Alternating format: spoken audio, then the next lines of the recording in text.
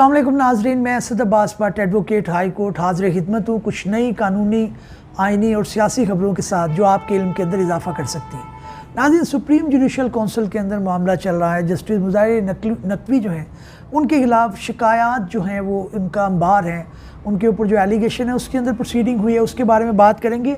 इमरान खान साहब कौन कौन से केस के अंदर अब मुलविस हैं, किस केस के अंदर ज़मानत हो चुकी है, किसके अंदर बाकी है, किसके अंदर चार्जेस फ्रेम हुए हैं और किसके अंदर अब गिरफ्तारी डाली गई है, इन सारी चीज़ों पर बात करेंगे।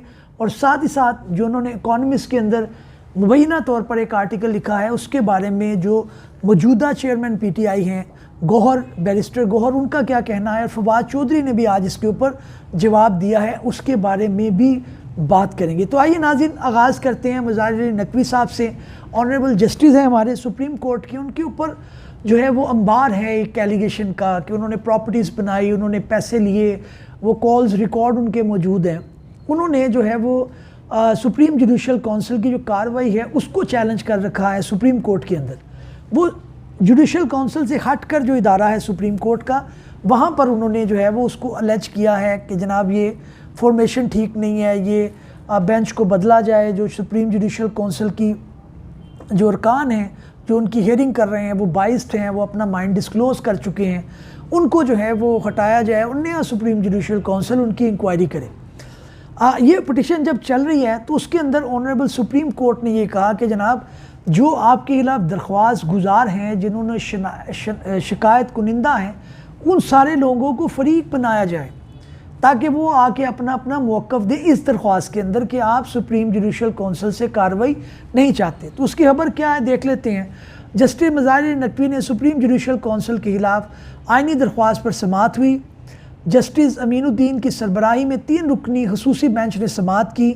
जस्टिस जमाल खान मंदोखेर और जस्टिस मुसरत हलाली खसूसी बेंच का हिस्सा हैं। सुप्रीम कोर्ट ने जस्टिस मुज़ाहिर नकवी के हुक्म इम्तना फौरी देने की दरख्वास्त मुस्तरद करते हुए उनको तरमीमी दरख्वास्त जमा करवाने का हुक्म दिया। अदालत ने केस की समाअत गैर मुअय्यना मुद्दत तक मुलतवी कर दी। समाअत के आगाज़ में जस्टिस मुज़ाहिर अली नकवी के वकील मखदूम खान ने कहा कि आर्टिकल 209 जजेस के तहफ़्फ़ुज़ के लिए है। अदालत आर्टिकल 209 और सुप्रीम जुडिशल काउंसिल की इंक्वायरी रूल्स 2005 देखे। रूल्स के तहत जज के ख़िलाफ़ शिकायत कुनिंदा का किरदार बहुत महदूद है। जजेस के ख़िलाफ़ कार्रवाई के लिए सदारती रेफरेंस या कौंसल खुद कार्रवाई शुरू करती है। जस्टिस जमाल मंदोखेर ने इस्तफसार किया कि बार कौंसिल क्या जज के ख़िलाफ़ शिकायत कर सकती है। काजी फ़ाइज़ ईसा केस में बार कौंसिल ने दरख्वास्त दी थी। जस्टिस याया अफरीदी ने कहा कि जजेस के ख़िलाफ़ शिकायत बार कौंसिल कर सकती है। वकील ने कहा कि जस्टिस मुज़ाहिर केस आगे बढ़ने के फ़ैसले वाले दिन कौंसिल ने 21 दरख्वास्तें खारिज भी की। जुडिशल काउंसिल ने 21 दरख्वास्तें खारिज की। 19 में से किसी शिकायत गुजार को नहीं सुना गया। जस्टिस अमीनुद्दीन ने कहा कि मामला अब सुप्रीम कोर्ट के सामने है। अदालत समझती है शिकायत गुजारों को नोटिस होने चाहिए वरना कार्रवाई आगे नहीं बढ़ सकती। जस्टिस मंदोखेर ने कहा कि जब आपका मौक़िफ़ है कि शिकायतें बदनीति पर मबनी हैं तो शिकायत गुजारों को कैसे ना सुने। वकील मखदूम खान ने कहा कि अदालत ने अपने इदारे का तहफ़्फ़ुज़ करना है।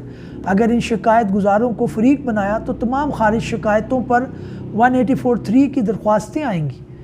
जस्टिस मुसरत हलाली के सवाल किया कि क्या जजेस के ख़िलाफ़ नामालूम दरख्वास्तें भी सुनी जा सकती हैं। वकील मखदूम अली खान ने कहा कि जजेस के ख़िलाफ़ नामालूम दरख्वास्तें नहीं सुनी जाती।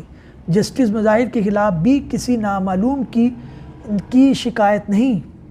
तो जनाब ये अब कार्रवाई है, इसके अंदर अब प्रोसीडिंग देखते हैं, लेकिन फिल वक्त फ्री कैन बनाना पड़ेगा।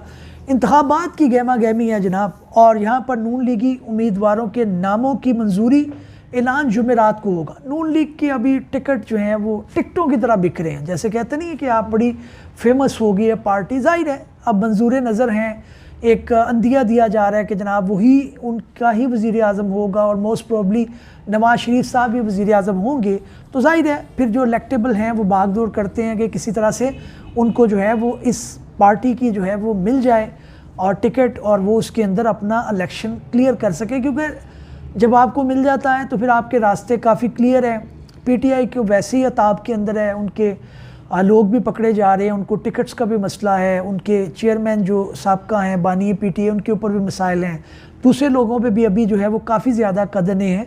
तो इसलिए नून लीग की बिक्री बहुत ज़्यादा होगी और इसके अंदर जाहिर है उनको काफ़ी ज़्यादा लोग आ रहे हैं, एक एक जगह पर 10-10 लोग तकरीबन आए।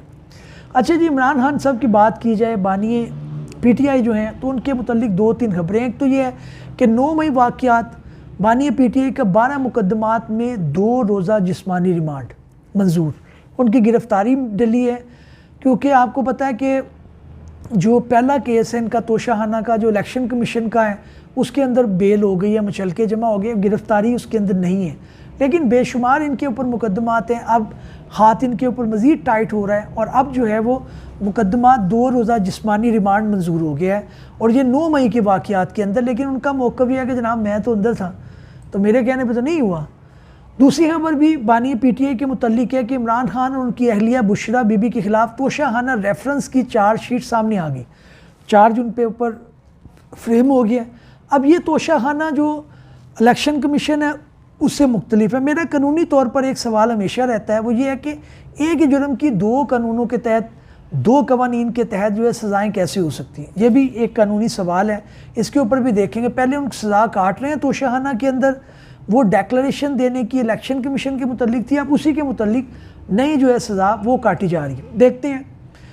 बानी पीटीआई GHQ हमला केस में गिरफ़्तार, ये उसी से मुतल्लिक है कि उनका रिमांड हो गया। अच्छा जी, अलकादर ट्रस्ट केस के अंदर भी इनके ऊपर फ़र्द जुर्म आयद हो गई है और फ़र्द जुर्म पे फ़र्द जुर्म है इमरान खान साहब के ऊपर।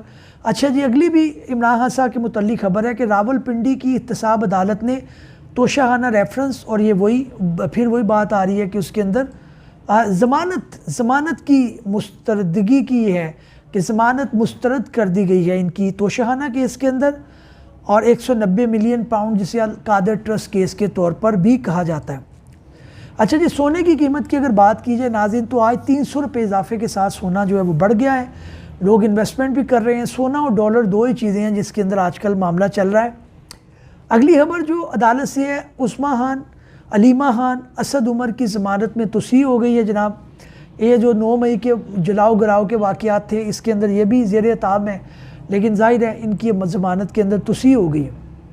गुज़श्ता रोज़ मैंने खबर दी थी कि जुल्फ़कार मिर्ज़ा और उनकी फ़हमीदा मिर्ज़ा जो उनकी मिसेज़ हैं, उनके कागज़ात नामज़दगी इलेक्शन ट्रिब्यूनल से भी खारिज हो गए थे, ताहम उनके जो बेटे हैं उनके कागज़ात नामज़दगी मंजूर कर लिए गए हैं, क्योंकि वो मुश्किल था उनके लिए काटना। इसी तरह से शहरयार अफरीदी के कागज़ात नामज़दगी भी दुरुस्त करार दे दिए गए हैं। और जनाब लाहौर में इलेक्शन ट्रिब्यूनल ने NA 122 पर बानी पीटीआई के कागज़ात नामज़दगी मुस्तरद करने के ख़िलाफ़ जो है अपील की समाअत करके फ़ैसला महफूज कर लिया। लेकिन ये भी जाहिर है इनके ऊपर अभी मामला चलेंगे, ये खारजी की तरफ ज़्यादा जाएंगे मामला। एक आर्टिकल बड़ा आजकल ज़ेर बहस आ रहा है, वो ये है कि जनाब इमरान खान साहब ने एक आर्टिकल लिखा है जो इकोनॉमिस्ट के अंदर छपा है। उसके अंदर गौहर साहब ये कह रहे हैं, जो मौजूदा चेयरमैन पीटीआई हैं, वो कहते हैं जनाब ये उन्हीं का है, ये आर्टिफिशियल इंटेलिजेंस से नहीं हुआ, ये उन्होंने किया है। इसमें पढ़ते हैं खबर। अपने बयान में तर्जुमान तहरीक इंसाफ का कहना था कि बानी पीटीआई के इकोनॉमिस्ट में छपे आर्टिकल पर चलने वाली खबरें हक़ाइक़ के बरक्स हैं। उन्होंने ये भी कहा कि द इकोनॉमिस्ट में छपे आर्टिकल पर हक़ाइक़ को दुरुस्त अंदाज में पेश नहीं किया जा रहा। द इकोनॉमिस्ट में छपा आर्टिकल बानी पीटीआई ने तहरीर किया है। अब ये तहरीर करके कैसे आया, इसके अंदर जेलर के ऊपर भी बात आ सकती है, दूसरे जो लोग अथॉरिटीज़ हैं उनके ऊपर भी बात आती है, जनाब ये कागज़ गया कैसे बाहर।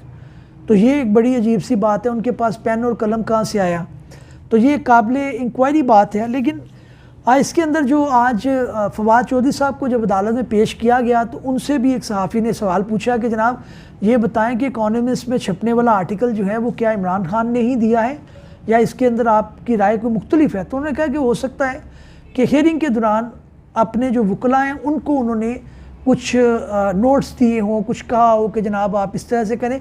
लेकिन इकोनॉमिस्ट एक बड़ा इदारा है, वो एक ज़िम्मेदारी ओन करता है, अदरवाइज़ उसके ऊपर जो है वो एक फॉल्स जो है वो पब्लिकेशन का एक छप सकता है, उनके ऊपर जनाब केस हो सकता है। तो अब वो जाहिर है उनके पास कोई ना कोई चीज़ तो होगी, ये मामला इंक्वायरी तलब बहरहाल है। अच्छा, इमरान खान साहब ने एक बड़ी अच्छी स्टेटमेंट दी, उन्होंने कि मेरे खिलाफ एक ऑफिस बॉय को वादा माफ गवाह बनाया गया। ऑफिस बॉय को भी जाहिर है, जब आपकी हवा अगेंस्ट चलती है तो उसके अंदर फिर आपके खिलाफ कहने के लिए कुछ हो ना हो, लेकिन आपके खिलाफ बड़ा कुछ निकल आता है और लोग आपके खिलाफ बड़ी बातें करते हैं। लेकिन कानून की जो अवेलेबिलिटी है, कानून जो है वो सबके लिए एक जैसा होना चाहिए। मैं पहले भी कह चुका हूँ, इदारे मजबूत हों और ताकि इदारे अगर जेन्युइनली ऑफेंसेस हुए हैं तो उनकी सज़ा मिले। नवाज शरीफ साहब 2018 के अंदर ज़ेर एताब थे, तोशाखाना केस, अजीज़िया और एवनफील्ड केस और फ्लैगशिप केस, क्या क्या केस उनके, पनामा केस, क्या क्या केस उनके ऊपर नहीं बने, लेकिन अब उनके खिलाफ सब कुछ ख़त्म हो गया। तो इदारे मजबूत नहीं हो रहे, पाकिस्तान आगे नहीं बढ़ सकता जब हम सब मिलकर, जब तक हम सब मिलकर इदारे मजबूत करने की कोशिश ना करें, पॉलिटिकल एफिलिएशन से बालातर होकर ये देखना चाहिए। इस उम्मीद के साथ कि काबिश पसंद आई होगी, नए भी लोग में हाज़िर खिदमत होंगे। तब तक के लिए इजाज़त दीजिए, अल्लाह हाफ़िज़।